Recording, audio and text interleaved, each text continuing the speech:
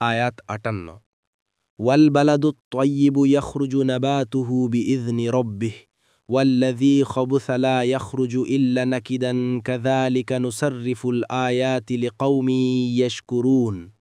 অনুবাদ: আর উৎকৃষ্ট ভূমি তার ফসল তার রবের আদেশে উৎপন্ন হয়, আর যা নিকৃষ্ট তাতে কঠোর পরিশ্রম না করলে কিছুই জন্মে না। এতৎ ১ নম্বর ফুটনোটের বর্ণনা দেওয়া যেতে পারে। এক ধরনের সম্প্রদায়ের জন্য আমরা নিদর্শনসমূহ বিভিন্নভাবে বিবৃত করি। ২ নম্বর ফুটনোটের বর্ণনা দেওয়া যেতে পারে। তাফসীর: ১ নম্বর ফুটনোটের বিবরণ, অর্থাৎ বৃষ্টির কল্যাণ ধারা যদিও প্রত্যেক শহর ও ভূখণ্ডে সমভাবে বর্ষিত হয়, কিন্তু ফলাফলের দিক থেকে ভূখণ্ড ২ প্রকারের হয়ে থাকে। ১. উর্বর ও ভালো জমি, যাতে উৎপাদন ক্ষমতা রয়েছে, এ ধরনের ভূখণ্ড থেকে সর্বপ্রকার ফলমূল উৎপন্ন হয়। ২.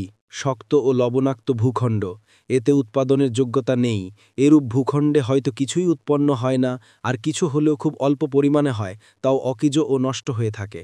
এর উদাহরণ দিতে গিয়ে রাসূলুল্লাহ সাল্লাল্লাহু আলাইহি সাল্লাম বলেছেন, আল্লাহ আমাকে যে হেদায়াত ও ইলম নিয়ে পাঠিয়েছেন তার উদাহরণ হলো এমন মুষল বৃষ্টির মতো, যা কোনো জমিনের উপর গিয়ে পড়ল, কিন্তু সেখানে বিভিন্ন শ্রেণীর জমিন ছিল।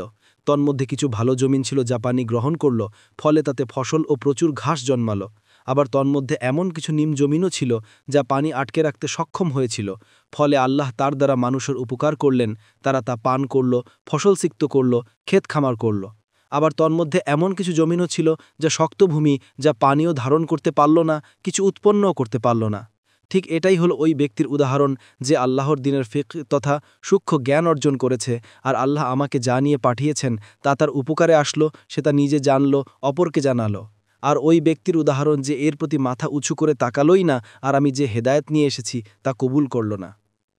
২ নম্বর ফুটনোটের বিবরণ, বৃষ্টির কল্যাণ ধারার মতো আল্লাহর হেদায়ত ও নির্দেশাবলীর কল্যাণও সব মানুষের জন্য ব্যাপক, কিন্তু প্রতিটি ভূখণ্ডই যেমন বৃষ্টি থেকে উপকার লাভ করে না, তেমনি প্রতিটি মানুষও হেদায়ত থেকে ফায়দা হাসিল করে না, বরং একমাত্র তারাই ফায়দা হাসিল করে যারা কৃতজ্ঞ ও এর মর্যাদা দিয়ে থাকে।